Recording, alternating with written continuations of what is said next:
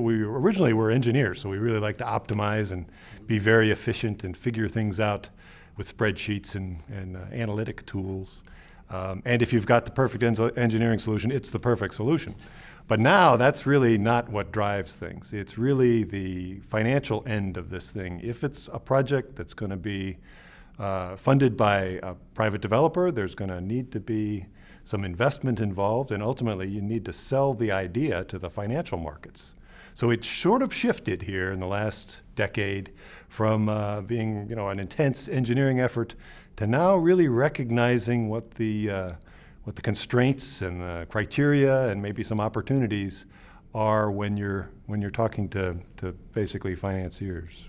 I've actually been involved in a number of opportunities where technically there's just a great chance to put in a district energy system. The heating and cooling loads balance just right. There's enough load density, the buildings are built close enough, there's enough people and energy involved that it really makes sense from an engineering, from an environmental, from a greenhouse gas perspective. Everything lines up from the standpoint of this is the right sustainable thing to do.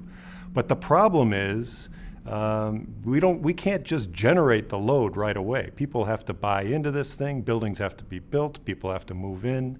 And that takes time. And so a real challenge that we've had in many of these opportunities, pursuing these opportunities, is trading when it's all said and done and the community is built, this would be a perfect place for district energy. But in the early days, before there is a community, when it's just a dirt field and they're contemplating putting in the roads, well, who's going to come up with the investment, the big investment to put the pipes in the ground to set up the system so that it later can be a district energy system?